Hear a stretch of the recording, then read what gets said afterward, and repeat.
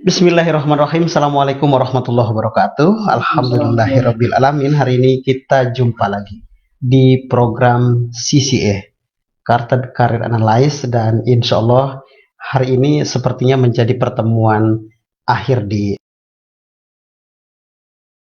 semuanya. Selamat beraktivitas tentunya di hari ini. Semoga kita menjadi lebih baik lagi.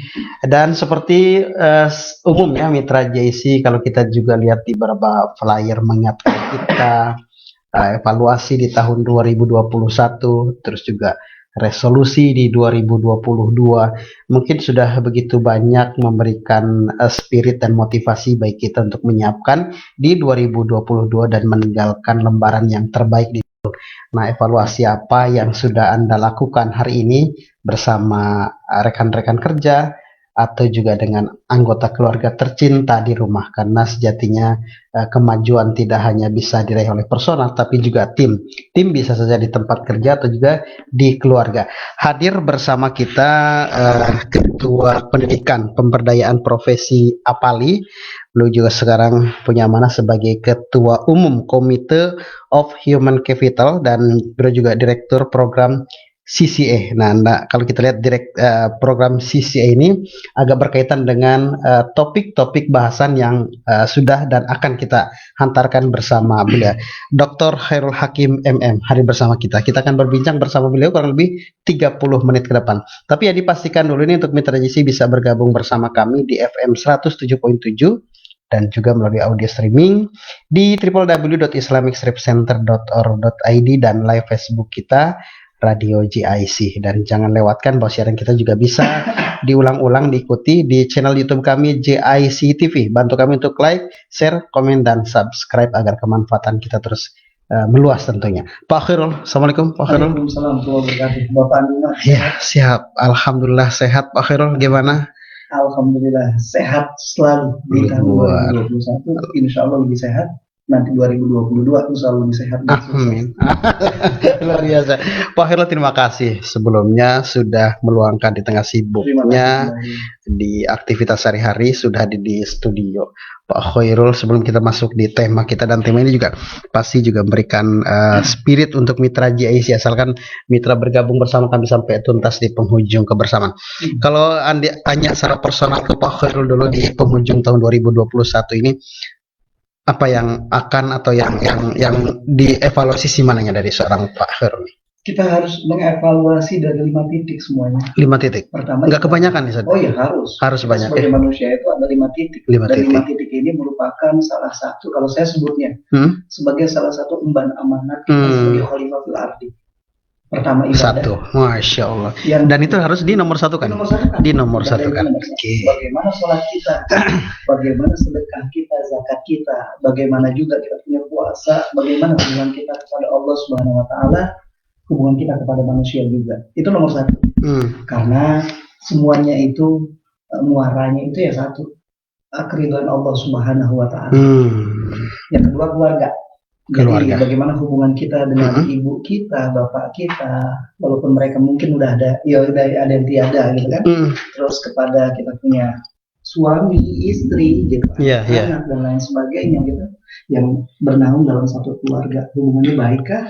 Terus maka malah makin burukkah? Kalau misalnya makin burukkah, banyak istighfar. Karena hal yang paling utama setelah kita beribadah, ya kita mengemban amanah untuk keluarga kita. Yang ketiga itu adalah kompetensi kita. Dalam hal ini adalah karir kita. Sejauh mana hebatnya kita dalam bidang karir kita. Jadi jangan dilihat duitnya, tapi dilihat karirnya sudah sampai mana, kompetensinya seperti apa, motivasinya tinggi atau enggak. Jadi duit itu bukan alat ukur untuk sebuah kompetensi atau gimana? Itu adalah balas jasa lah kita sebutnya. Kalau timbal yang mengikuti gitu ya. Jadi kalau misalnya kita bisa mengatakan orang bahagia kalau dia ada sebab karena uang, saya pikir dia fakir. Tapi kalau dia bahagia tanpa sebab, nah itu dia memiliki hati yang lapang, saya pikir menarik ini, dia memiliki hati yang kaya. Dan harusnya kita yang kedua tadi ya. Jadi kompetensi mengikut dari yang pertama tadi, ibadah kepada Allah, keluarga, kompetensi dan sekali-kali kita jangan terlalu orientasi ke duit ya untuk kompetensi dan karir itu saja. Iya, memang di luar sana kita bisa sebut seperti ini. Orang bukan karena uang kita bahagia, tapi memang salah satu yang menyebabkan kita bahagia uang. Tapi jangan sampai karir kita itu justru malah mandek gara-gara uangnya sedikit. Apalagi kemarin COVID kan, otomatis di semua lini kita jadi turun. Utamanya masalah finansial kan. Tapi apakah juga kebahagiaan menurun atau tidak? Nah, di situ terlihat ketergantungan kita dengan uangnya. Ada 3, masih ada 2 sebenarnya. Gimana? Mau dihabiskan hari ini? Yang keempat kita adalah kesehatan kita. Kesehatan. Harus penting. Oke. Setuju. Kita harus setuju saya. Sebagai suatu hal yang penting. Karena mau kayak gimana 4 hal ini nggak bakal bisa kita capai kalau 3 hal yang tadi yang saya sebutkan tidak akan bisa kita capai kalau misalnya kesehatan kita juga buruk. Jadi yang harus kita kuatkan adalah 3 lini yang tadi itu bisa digapai dengan kesehatan kita yang prima. Oke, ada 4, satu lagi. Dan yang terakhir adalah istirahat kita. Jadi kita harus punya waktu buat kita itu memanjakan diri sendiri dengan istirahat, dengan refreshing, dengan tamasya, dengan kita itu bisa bertemu dengan teman-teman, hobi dan lain sebagainya. Orang banyak melupakan nomor 5. Istirahat. Bukan sebaliknya. Kebanyakan istirahat, kekurangan untuk bekerja. Orang justru malah kita berada di zaman workaholic. Orang sibuk bekerja dan berada di itu bersilaturahmi. Termasuk istirahat. Oh iya. Bertamasya. Mereka juga lupa juga untuk menghibur diri. Kita sebut seperti itu. Oh iya, penting nih berarti nih Mitra Jesse. Karena dengan istirahat banyak yang kita normalkan kembali, tingkat bed rest atau juga tingkat stres di tempat kerja gitu kan, dan banyak hal sehingga kita normalisasi dengan istirahat, dan ternyata itu bagian terakhir dari 5 poin yang harus dipertahankan. Dan sebenarnya ini pesan yang sungguh bagus di ujung tahun 2021 untuk Mitra Jesse untuk persiapan resolusi di 2022. Nah, kalau kita masuk ke tema kita hari ini, final sprint reach the impossible and finish stronger. Kira-kira alur apa yang akan kita bagi untuk Mitra Jesse di perjumpaan kita hari ini, Pak Hairul? Saya menyebutnya pledioskop ya. Kita akan melihat sejauh mana. Kita dulu pernah ada tema yang 7 cara meningkatkan kompetensi. Betul. Iya. Nah, kita akan mengevaluasi 7 cara meningkatkan kompetensi itu sehingga kita bisa membuat resolusi di tahun 2022. Dengan cara evaluasi itu ya. Evaluasi yang 7 cara meningkatkan kompetensi tersebut. Artinya ketika evaluasi kita lakukan dan ternyata belum sebanding dengan yang diharapkan, kita bisa resolusi dan disiapkan di tahun 2022 strategi baru mungkin yang harus disiapkan. Betul. Iya. Itu ada sebutan final. Kita jadi ingat ya. Pertama final di penghujung tahun, final juga kejuaraan sepak bola gitu. Nah, apakah kita nasional Singapura apalagi 22 waktu gitu ya. Artinya secara personal kita deg-degan gitu kan, seorang negarawan gitu. Patriotisme kita juga sedang diuji nih untuk cinta tanah air dengan satu hajat besar nih sepertinya, kejuaraan besar. Nah, Pak Hairul, kita balik ke personal kita masing-masing. Latar belakang kita tentu berbeda, tingkat kesuksesan atau kegagalan sebaliknya juga berbeda-beda di tahun 2021. Nah, balik ke tema kita hari ini, Pak Hairul, dengan evaluasi dari 7 cara meningkatkan kompetensi seperti apa nih? Jadi kita coba lihat ukur, saya sebutnya pledioskop ya, melihat bulan per bulan, melihat hari per hari, minggu per minggu, kita bisa melihat sejauh mana kita sudah meningkatkan 7, saya sebut apa ya enaknya, variabel ya, 7 variabel untuk meningkatkan kompetensi kita. Yang pertama kita menganalisis diri ya. Nah, saat awal di tahun 2021 kita sudah menganalisis diri kita itu siapa. Nah, di tahun 2021 akhir kita sudah bisa mengkompakkan kita punya analisis diri sehingga kita bisa tahu kelemahan apakah kita di tahun 2021 dan kelebihan apakah kita di tahun 2021, sehingga resolusi ke depan itu bisa lebih padat, terarah, terukur dan terencana. Seperti itu. Contohnya misalnya, kalau menganalisis diri, kalau kita ngobrolin kompetensi, berarti nggak keluar daripada skill, attitude, knowledge. Ya, skill kita seperti apa? Misalnya saya sebagai seorang guru atau pengajar, skill kita berbicara dari tahun ke tahun apakah meningkat atau menurun? Ditemani sama keraguan atau ditemani dengan kepastian? Nah, itu mesti kita evaluasi. Nah, menganalisis diri di tahun 2021 awal, kita punya poin satu persatu. Mm. Nah, di tahun 2021 akhir, poin itu akan bertambah, bisa juga berkurang. Nah, saat bertambah, kita bisa bikin resolusi, sehingga tadi saya katakan, resolusi kita untuk mendapatkan analisis diri kita bisa lebih terukur, terencana, padat, dan berisi. Kalau itu bisa kita dapatkan, gitu kan, di tahun 2022 kita akan menjadi seseorang, tanda kutip, lebih hebat daripada tahun kemarin, lebih hebat dari tahun-tahun sebelumnya. Dan kata Rasulullah SAW, beruntung orang yang lebih hebat daripada tahun sebelumnya. Itu di masa-masa sebelumnya. Tapi yang untuk mengukurnya lebih jelas lagi, untuk analisis diri, sesuaikan dengan profesi atau kegiatan hari-hari. Kalau tadi Pak Hairul guru, apakah kemampuan kita mengajar perbenaran kata, kemampuan materi yang dikuasai, apakah lebih meningkat atau tidak, kepercayaan diri yang lebih menyelimuti atau justru keraguan, gitu ya Pak Hairul. 5 titik yang tadi kita sebutkan di awal, ibadah, keluarga, skill, kompetensi, karir. Yang keempat kita sebut juga misalnya istirahat. Terus yang kelima dia bisa melihat sejauh mana dia punya cara pandang. Nah, 5 hal ini kita coba evaluasi semuanya. Dan utamanya sih karir sama kompetensi. Nah, kalau kita bisa melihat dari segi skill, knowledge, attitude, dan kompetensi di sana, salah satu dimensi dari kompetensi. Kita bisa bikin unit-unit tersebut bisa lebih jelas dan terukur, gitu kan? Umpamanya misalnya dia sebagai seorang guru, berarti dia tambah 1 tahun umurnya menjadi seorang guru kan?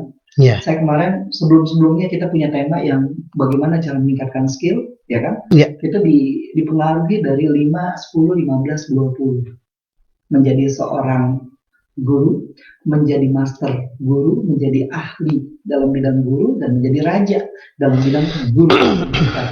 Nah, itu berarti kita ucapkan selamat bagi diri kita yang menjadi seorang guru. Selamat, sudah masuk dalam tahap pertama, atau tahun berikutnya, atau tahun setelahnya, atau 5 tahun setelahnya, gitu. Nah, saat kita bisa melis diri kita itu dari segi yang tadi, skill, knowledge, attitude, kita bisa tahu besok mau seperti apa menjadi seorang guru. Misalnya lagi, kita contohkan, guru berarti dituntut untuk peran publik. Saat dia berada di peran publik, kan ada yang namanya keraguan. Saat dia mengutarakan sesuatu, kadang ada timbul, kayaknya nggak mesti, kayaknya seperti ini. Apalagi di luar kebiasaan mengajar gitu kan ya. Dan itu harus dianalisis cepatnya. Kenapa? Kalau itu terus-terusan kita kita jadikan polemik bagi diri kita sendiri, kedepannya itu akan justru malah memperparah keadaan. Dia setiap mengutarakan sesuatu akan dirasai dengan kegalauan dan keraguan serta kebimbangan. Nah, itu dianalisis. Nah, menganalisis itu diperlukan, kalau saya sebutnya catatan kecil. Dari awal kita di bulan Januari, Februari, Maret, April, Mei, Juni. Di pertengahan ternyata kita ragu, di pertengahan itu juga seharusnya kita sudah mengevaluasi. Nah, di akhir tahun, dari bulan Januari sampai bulan Desember, dia sudah menganalisis itu. Pada bulan Juni, saya seperti ini. Nah, di bulan Desember saya harus lebih lagi. Saya harus bisa berubah. Saya harus bisa meningkatkan skill saya. Saya harus mengurangi keraguan saya dan lain sebagainya. Seperti itu.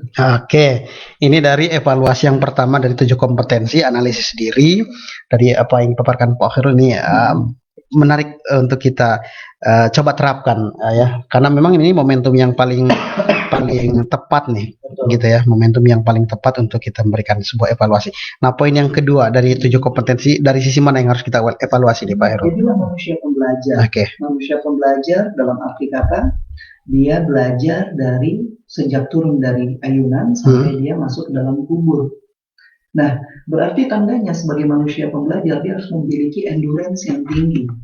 Dia harus kuat. Nah, yang menyebabkan dia itu kuat atau tidak kuat bisa disebabkan sama lingkungan, bisa disebabkan sama faktor internal dari diri sendiri. Jadi faktor internal maupun eksternal.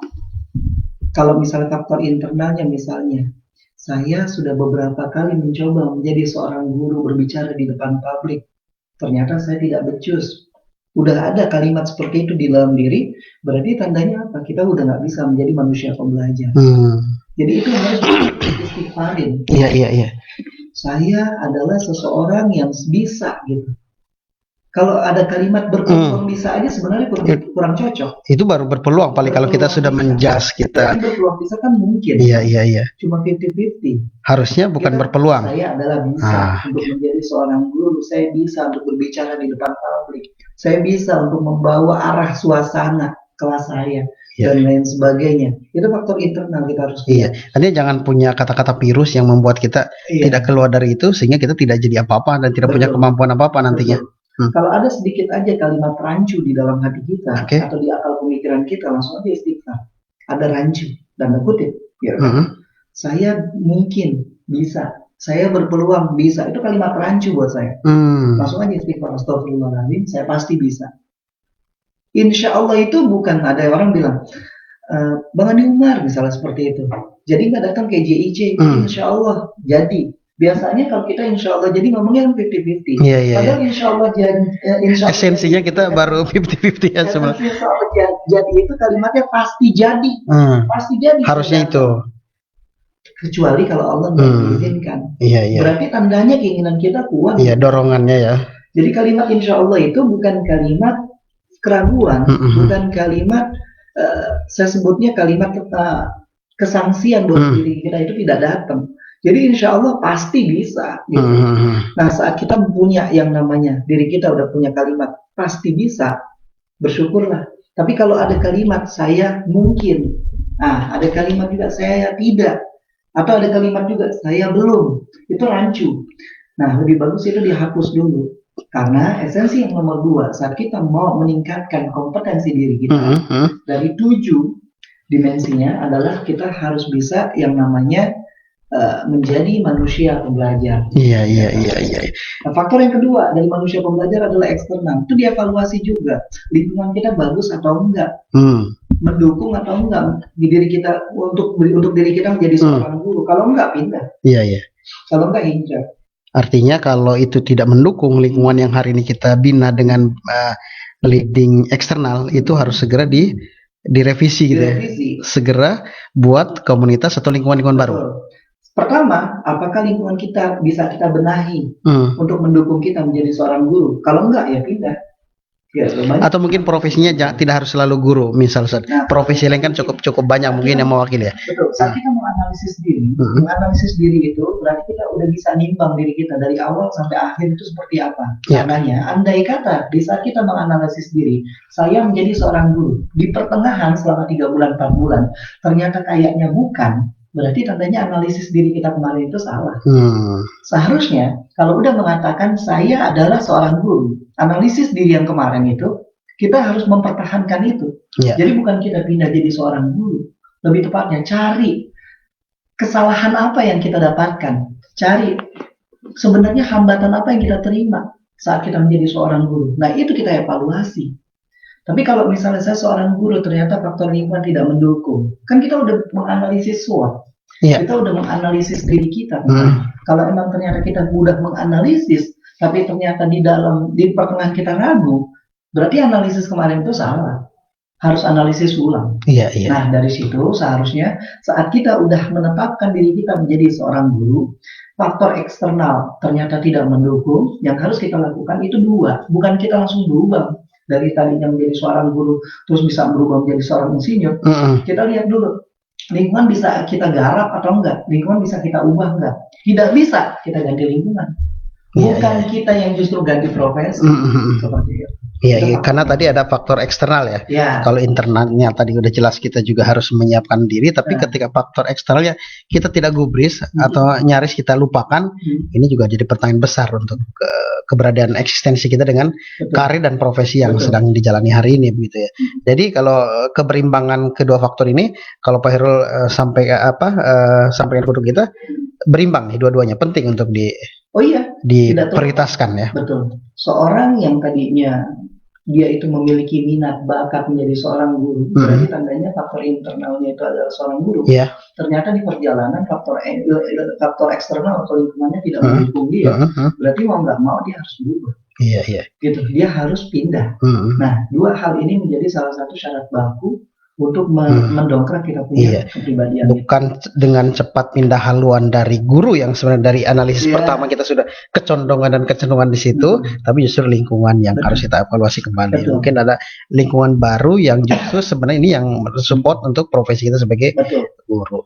Atau juga misal Mitra JC, kalau kita setelah dianalisis ternyata kecenderungan kita bukan sebagai guru, mungkin Pak Herul bisa digambarkan sih profesi-profesi yang hari ini, karir hari ini yang lebih dominan, kebanyakan yang yang dipilih atau kecenderungan kita yang paling banyak ini profesi apa nih sebenarnya? Orang ada banyak bilang begini, itu waktu lagi zaman saya mau masuk kuliah, pernah bilang begini, ini sekarang yang paling tren itu dokter, yang paling tren itu pertanian, yang tren itu biologi, nanti akan ada yang namanya makanan baru, ya kan? Padahal sih sebenarnya kalau kita bisa melihat Allah Subhanahu wa Ta'ala memberikan ceruk pada masing-masing orang itu berbeda. Nggak semuanya itu bisa jadi dokter, nggak semua itu bisa menjadi biologiawan gitu ya. Nggak semua orang itu bisa menjadi pengusaha, nggak semua orang itu bisa menjadi, kita sebut juga misal Pak Lurah gitu kan, profesi-profesi pemimpin. Ada yang justru malah menjadi profesi yang dia itu dipimpin bukan memimpin. Nah, Allah Subhanahu wa Ta'ala udah ngasih ceruknya pada kita. Nah, tergantung bagaimana kita itu mengoptimalkan ceruk tersebut. Misalnya Bapak Andi Umar, karenanya pertama kali kita ngobrolin itu UTI. Bagaimana talent memetakan diri. Nah, jadi begini, yang harus kita lakukan itu kita mengoptimalkan diri kita itu. Jadi jangan ngelihat tren dulu, optimalkan diri kita.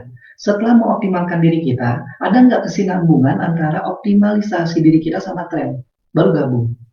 Jangan dibalik, tren dulu baru optimalisasi diri. Kalau tren dulu baru optimalisasi diri, kita akan menjadi ekor gitu. Contoh misalnya, saya adalah pemain bola. Ternyata 5 tahun, 10 tahun kemudian bukan pemain bola yang hebat, tapi pemain online game. Akhirnya kita ngikutin, padahal kita pemain bola. Terus kita online game. Jadi kita paling ujung.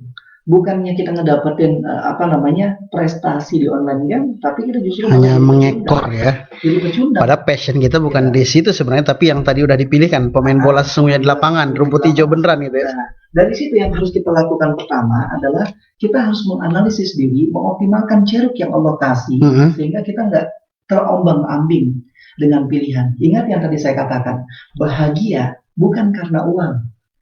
Kalau kita memiliki, saya sebut gitu, kalau kita memiliki syarat untuk bahagia saya mesti ke luar negeri, syarat bahagia saya mesti punya duit banyak, syarat bahagia karir saya harus cemerlang. Ketahuilah bahwa itu merupakan salah satu indikator kita ukur nikmat. Jadi syarat bahagia yang benar apa? Saya tidak membutuhkan apapun, ada Allah, saya bahagia.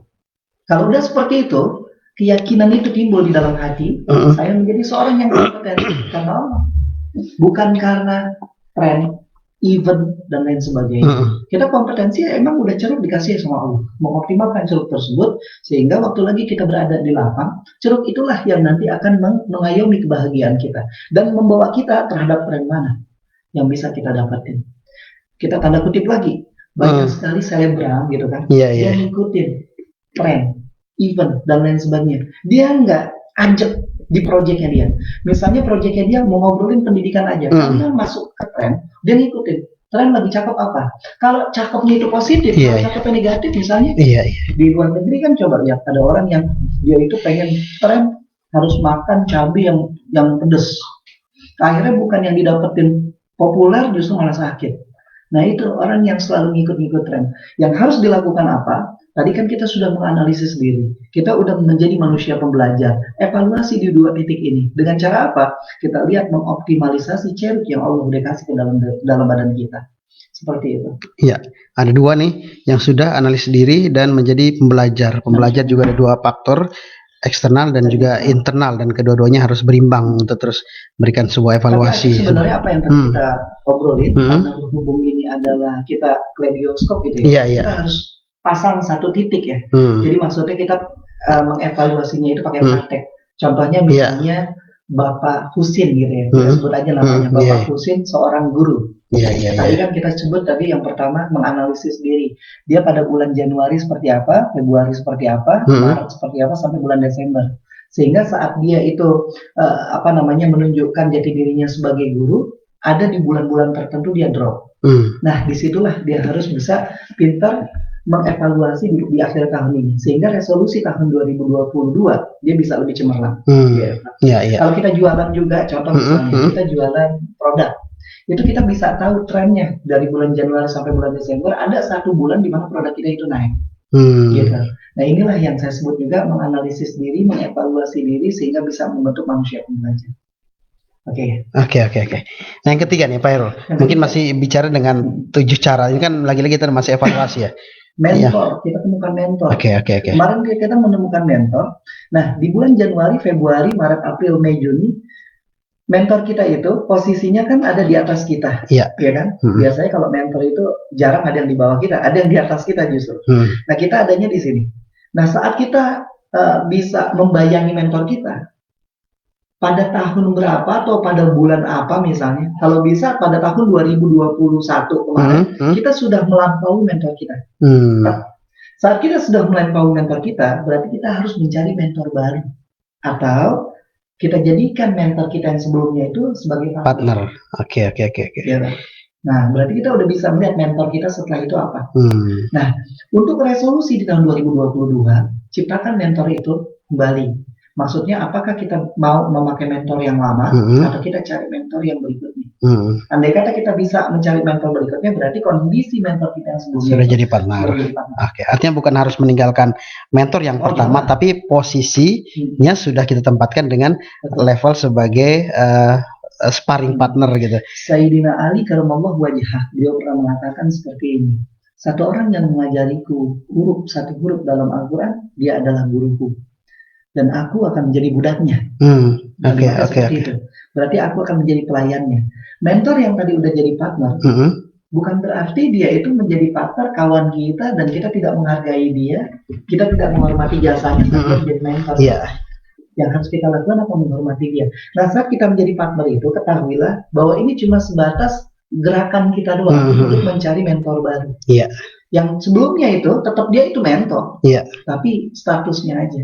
Nah, saat dia itu kita udah melampaui dia, kita harus punya bayang-bayang berikutnya, gitu. Sehingga kita tuh waktu lagi bergerak itu punya arah.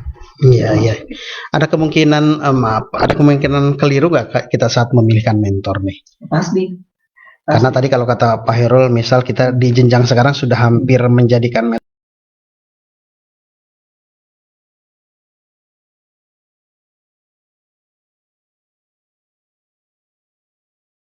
Kan kita bukan berarti dengan posisi beliau sebagai partner, bukan berarti terhenti kita untuk mencari partner untuk kualifikasi yang lebih tinggi lagi. Nah, pada saat HR, dalam bidang HR, saya misalnya sebagai seorang manajemen, saya jurusan ilmu manajemen. Ilmu manajemen ada 4 manajemen fungsional, SDM, keuangan, pemasaran, produksi, operasional. Saya fokus misalnya manajemen sumber daya manusia. Di manajemen SDM itu ada 3 variabel, ya kan? Ada 3 kata kunci, ada rekrutmen, terminan, sama satu lagi development. Nah, saat kita itu mengatakan dia itu mentor saya, ya, mentor SDM, tapi saat berjalannya waktu ternyata saya lebih cenderung SDM juga, cuma fokus saya spesialisasi saya itu rekrutmen, mentor saya development, seorang trainer, saya butuhnya rekrutmen, berarti otomatis yang resolusi tahun 2022 saya harus punya mentor baru sehingga dia bisa mengarahkan saya menjadi seorang rekrutmen. Karena kita sudah mengklaster diri di sekup yang lebih spesifik lagi. Terspesialisasi. Apakah ada kesalahan mentor? Bukan, lebih tepatnya. Kita harus menggali sejauh mana kita punya kompetensi. Berarti tandanya kita harus berganti kendaraan. Seperti itu. Apakah ada kesalahan kita naik kereta api misalnya ke Bogor, padahal kita mau ke Sukabumi? Enggak kan? Berarti naik aja dulu kereta apinya sampai nanti tujuannya sampai. Kita baru naik angkot atau kita naik Grab dan lain sebagainya. Gitu kan? Berarti tandanya mentor itu akan menuntun kita untuk menjadi diri kita yang lebih daripada diri kita sebelumnya. Oke. Baik, memang ada kesiapan juga untuk mencari mentor, pendamping atau coaching atau gitu ya. Apa yang membedakan ya? Kalau mentor kan kita udah jelas juga. Kalau coach menurut Pak Hairul kita dari sudut pandang MBTI aja. Iya, coba. Extrovert thinker itu biasanya seorang trainer. Extrovert filler itu biasanya seorang teacher. Mhm. Introvert thinker itu biasanya dia seorang asesor. Introvert filler biasanya seorang coacher. Mereka tuh mentor. Tapi ada 4 ciri-cirinya. Seorang extrovert thinker berarti trainer, dia biasanya keras. Tapi dia itu pakai dia kelihatan dan keras. Extrovert filler dia kelihatan ada di depan, tapi dia pakai hati, teacher. Introvert thinker dia nggak kelihatan, dia ada di belakang layar, dia mengasesmen kita. Tapi dia keras, kalau salah bilang salah, kalau benar bilang benar. Introvert filler dia menggali, makanya sebutnya saya sebut coacher. Dia bisa menggali diri kita keluar. Nah, mentor-mentor kita itu bisa dilihat, misalnya kalau ini udah ranahnya udah masuk ke pribadi ya, ke kepribadian. Misalnya ada Bapak Ali sama Bapak Andi gitu kan. Bapak Ali dia seorang extrovert thinker. Bidangnya itu misalnya rekrutmen. Bapak Andi juga sama extrovert filler, bidang rekrutmen tapi extrovert filler. Nah, kita itu lebih cocok cenderung kemana? Ke kanan atau ke kiri? Secara kepribadian. Tapi kan yang dilihat nggak cuma kepribadian doang. Kita harus bisa lihat dia secara kompetensi menyeluruh. Misalnya pangkat dia seperti apa, golongan dia seperti apa, terus jarak jauh dekatnya sama kita punya tempat tinggal, terus intimnya kita ketemu sama dia itu bagaimana, terus kesesuaian dia sama kita punya area riset kita dan lain sebagainya. Jadi nggak serta-merta harus kita ngikutin yang tadi extrovert thinker, extrovert filler, gitu. Nah, kalau itu perbedaan-perbedaannya. Nah, itu yang ketiga. Oke.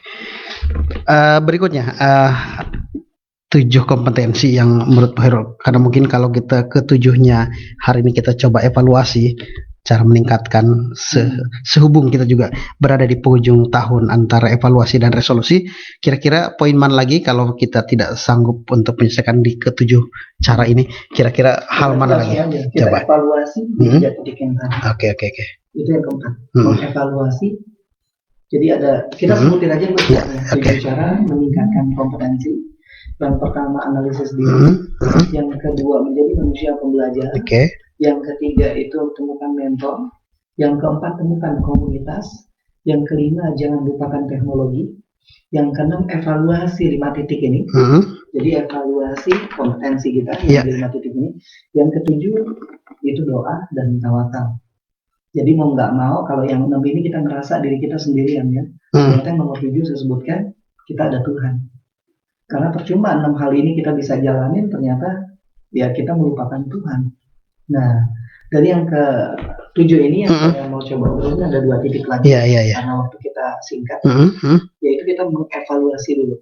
Tadi kan kita udah sebut 3 titik. Yang pertama itu analisis diri. Coba kita evaluasi sehingga kita bisa membuat resolusi di tahun 2022.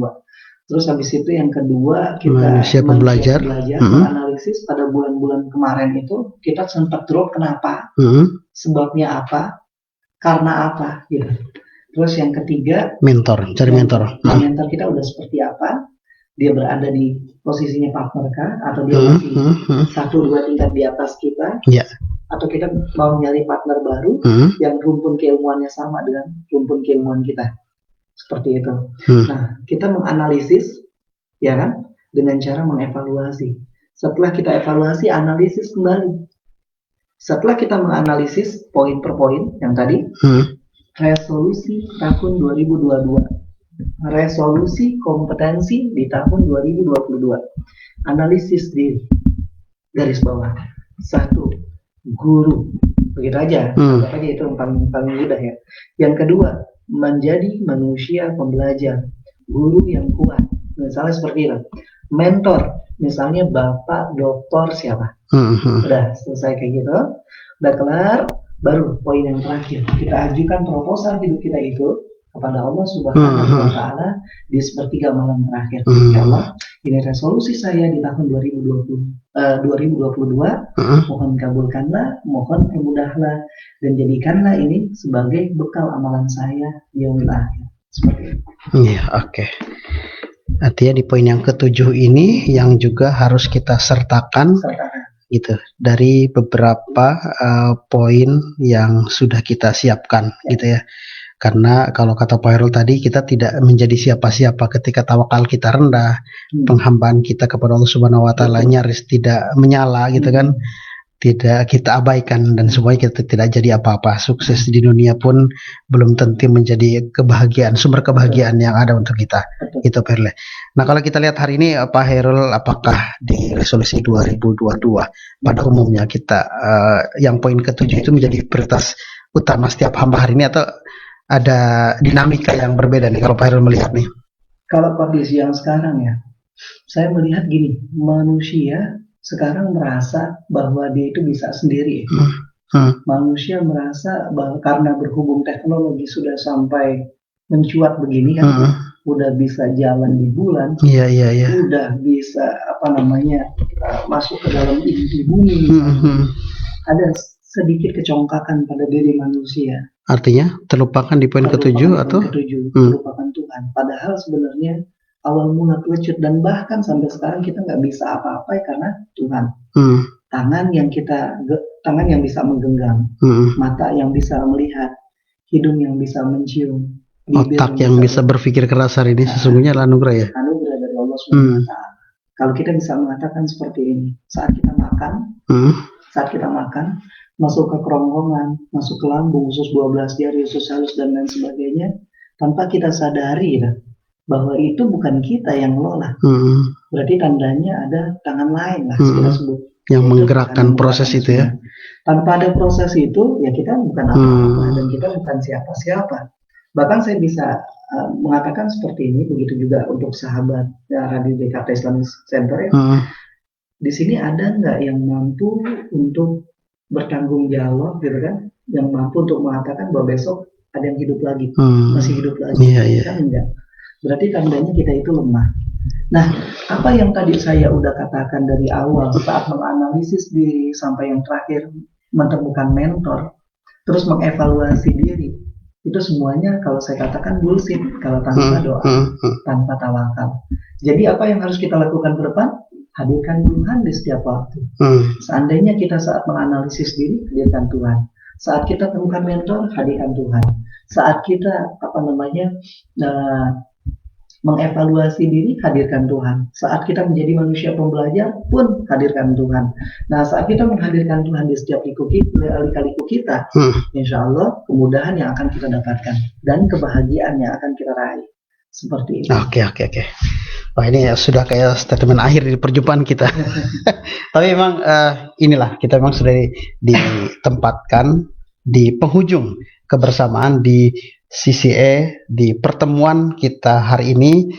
Dan kami ingatkan bahwa di CCA atau Chartered Career Analyst yang hari inilah perjumpaan terakhir di 2021, makanya kami ingin mengakumulasikan dari yang sudah kita lewati, dan tentu selain pribadi kita yang sedang menyiapkan resolusi di 2022, kami juga bersama Pak Hairul juga menyiapkan resolusi program di CCE di 2022. Untuk itu, apa resolusi yang kami siapkan? Tentu mitra semua mudah-mudahan menjadi saksi dan kita sama-sama mengukir sukses dan karir lebih baik lagi. Dan mudah-mudahan ada kemanfaatan lain. Dan tentunya kami berdua selain tentunya mendampingi Mitra JC di program siaran, mungkin ada waktu dan topik-topik yang tidak bisa kita hantarkan lebih luas. Kita punya momentum yang lain. Ada kita komunitas yang sudah kami buatkan, nanti kami share kembali informasinya. Mungkin Mitra JC ingin lebih dikuatkan kembali MBTI yang kemarin sempat kita hadirkan di beberapa perjumpaan pertama, atau tentang career analysis ke hari ini dan ke depan, apalagi sekali lagi di 2022 Mitra semakin tertantang untuk lebih fokus dengan apa yang menjadi fashion dan pilihan sesungguhnya kita. Dengan mungkin mentor yang sudah tepat, kita Pak Hairul siap menjadi atau menghadirkan mentor yang tepat untuk Anda, pilihan yang tepat dengan passion yang Anda miliki. Sekali lagi Pak Hairul, terima kasih waktunya hari ini sudah. Amin. Terima kasih sudah mendampingi Mitra JIC juga, dan kami tidak bosan untuk mengingatkan kembali bagi Mitra JIC yang ingin kembali mengajak teman-teman, kerabat, keluarga ingin mendapatkan sentuhan dari Pak Khairul hari ini tentang bagaimana menyiapkan dan mengevaluasi dari yang sudah kita lewati di beberapa saat bulan di belakang gitu ya, kita bisa mengikuti siaran kita di channel YouTube kami JIC TV. Jangan lupa like, share, komen, dan subscribe. Kami berdua pamit undur diri. Wassalamualaikum warahmatullahi wabarakatuh. Pak Khairul, terima kasih waktunya.